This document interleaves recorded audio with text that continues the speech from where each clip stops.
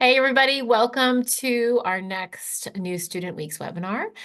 We are here today with Carly Layton from the Foundation. She's a scholarship coordinator, and she'll be talking to you today about scholarships, which is a fun topic, ways that we can get additional funds for you to use for your education. So I'm going to turn it right over to Carly. She's going to go over everything. At the end, if you have any questions, let us know.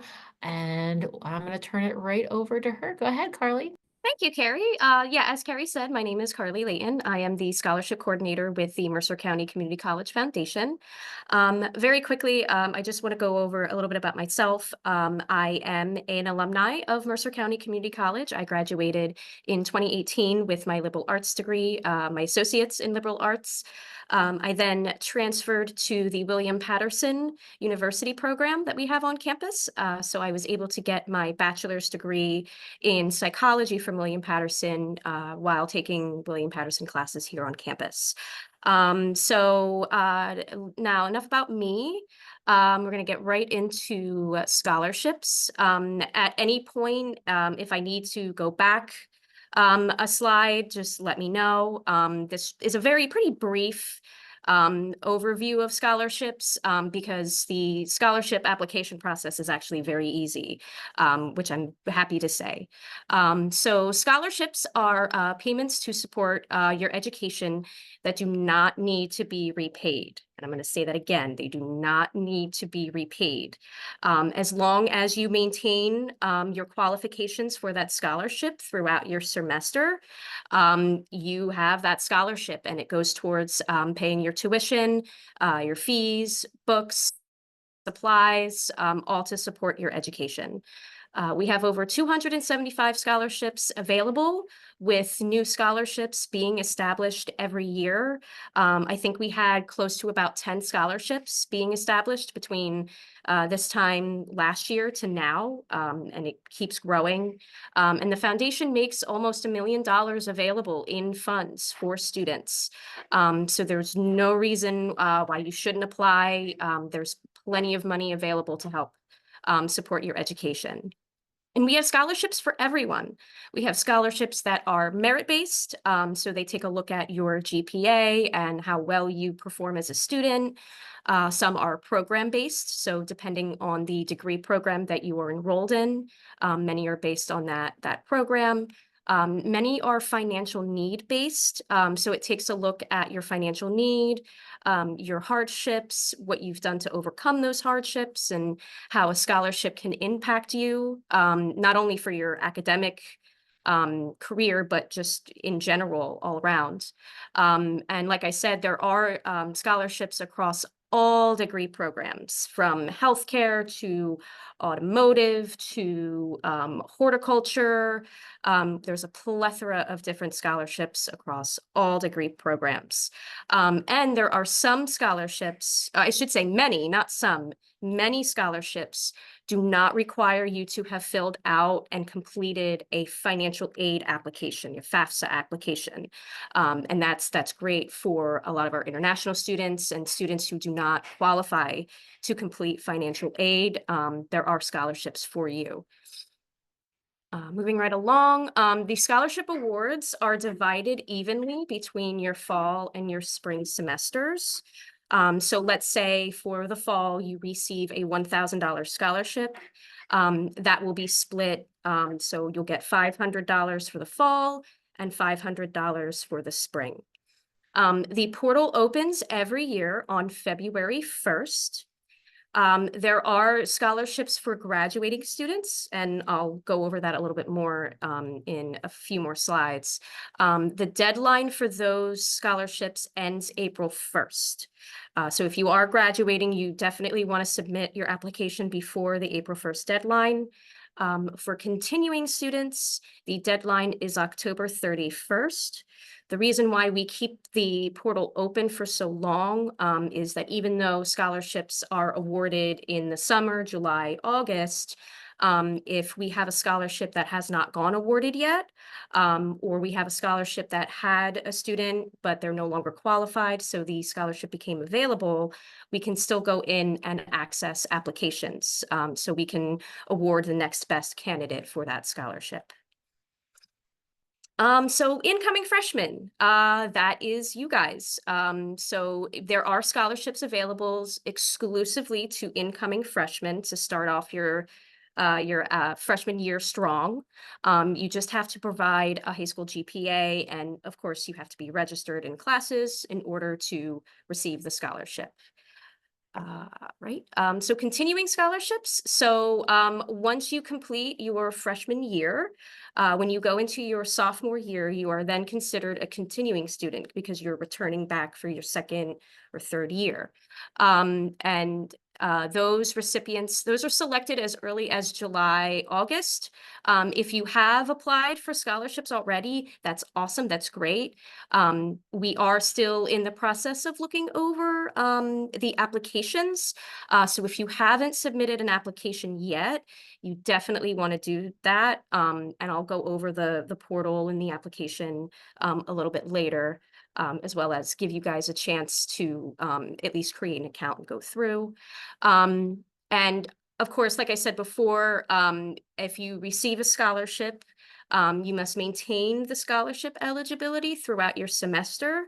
So let's say you receive a GPA, and the requirement is that you have to have a 3.0 GPA and remain full-time. You have to keep that GPA and your full-time status for the remainder of the semester. And rest assured, there are scholarships where you do not have to be full-time, and we'll go over those in a little bit. Graduating scholarships. Like I said, there's graduating scholarships, and those are given to students who are graduating between December and August of an academic year. So let's say if you graduated in either December of 23, May of 24, or August 24, you would be eligible for a graduating scholarship. And those scholarships cover any remaining balances, including any summer courses that you may have. And the rest will be sent to you in a refund check that you can use towards your four-year institution that you transfer to. And graduating scholarship recipients are selected in April to be given out before the May graduation date. So follow-up requirements. There are some requirements that you have to have in order to meet scholarship requirements. All scholarship recipients must write a sincere thank you letter and submit just a headshot photo, shoulders up. Your students are also expected to attend an annual scholarship reception that we have in the fall. And the reason why we do these two things is for stewardship purposes. Our scholarships are funded by individuals within our community, people who who are retired professors, former students. We have government officials who have established scholarships here. And this is to show them that we are awarding the scholarship and that it's going to hardworking students. So now we're getting into the application process. How to have a strong application. First thing, build your GPA, get good grades, and the more classes that you have under your belt, the stronger your GPA will be. Get involved both on and off campus. Getting involved on campus, you have to just talk to some of the lovely ladies in student life and leadership. We have a lot of clubs, a lot of community service opportunities. But if you're also involved in organizations off campus as well, there is a question on the application that asks you to describe your community service and some of the extracurricular things that you do outside of class. Get to know your professors. I know that's a little bit of a scary thought, especially as a freshman coming into a brand new school. Recipients are selected by faculty and staff.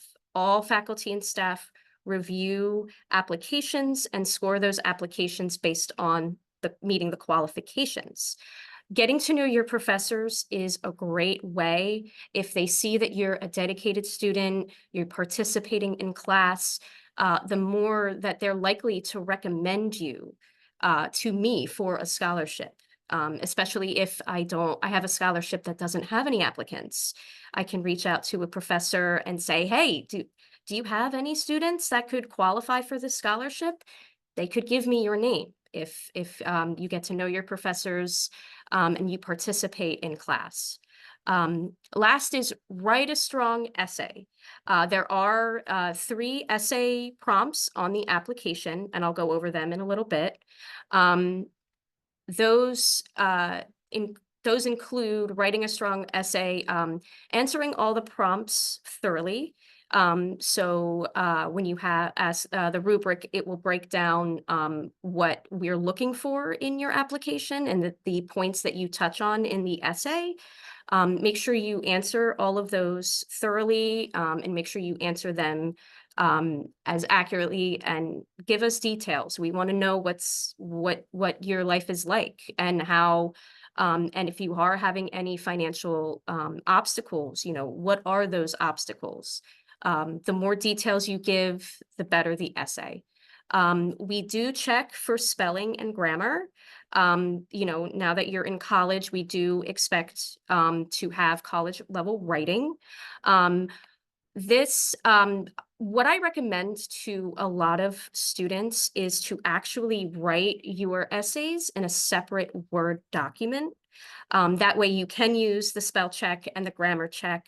And also, this has never happened, but in the instance where an application, let's say it goes away, it gets deleted, that's never happened, but just in case, you can save your essays. So like I said, if something never happened, but if something were to happen to your application, you don't have to go in and rewrite your essays. You have the essays saved and you can just copy and paste right into the text box. This is what the sign-in page is going to look like when you go to the Award Spring link.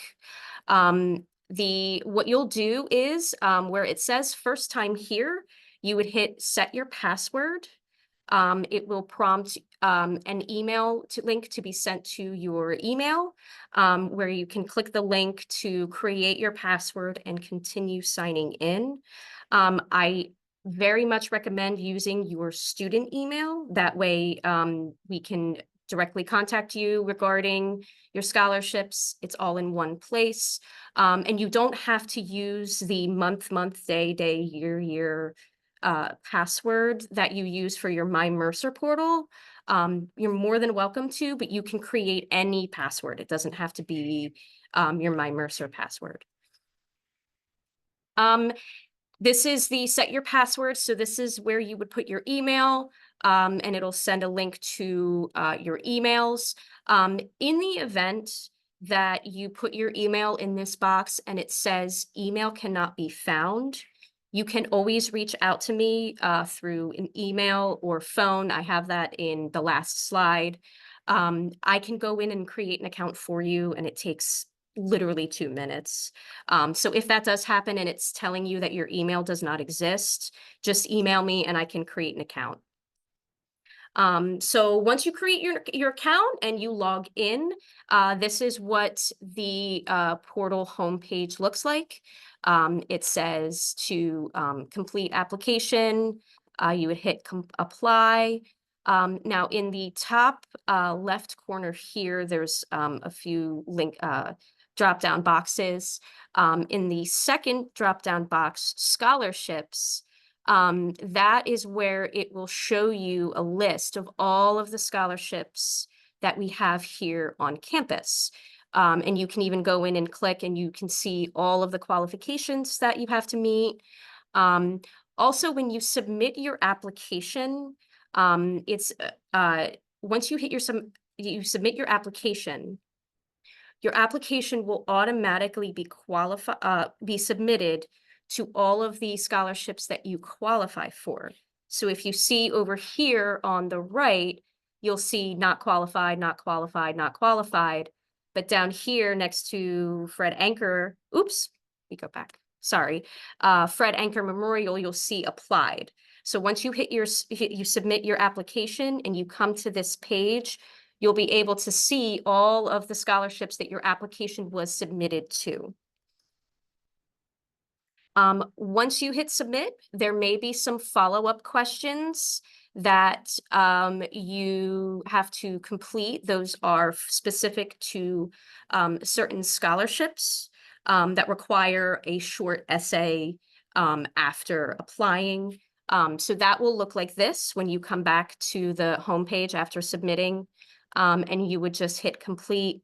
A lot of them are very short essay responses. So for example, I know for the Charlotte Newcomb Foundation Scholarship, it's for healthcare. And the after awarding qualification question is, have you dealt with a difficult patient, and what have you done to sort of work through that? So they're very specific questions dealing with your degree program or more of your extracurricular activities. Sure, come on in. I have a student who's joining me. So yeah, so you can do that. And then, so this is my email for scholarships at mccc.edu. My phone number is 609-570-3239, and I am located in AD 112. So now very quickly, since I have some time, what I will do is I will go over to, so this is the homepage I'm on now. This is for my own. Here is the scholarships. As I said, you can go through. You can check and see the overview for the scholarship, as well as preference being given, and all of the qualifications. And down here is the application. So even if you go in and submit your application, you can still go back in and edit anything, especially updating your transcripts for the spring semester. The application itself is actually, it's very simple. It's broken down into this information here. The welcome information, your academic information. Here is the financial need essay. And here, as I said, with the prompts, being able to answer those as effectively. Any financial hardships you recently experienced, how have you overcome these hardships? Do you work part-time, full-time? And how would a scholarship help you attend college?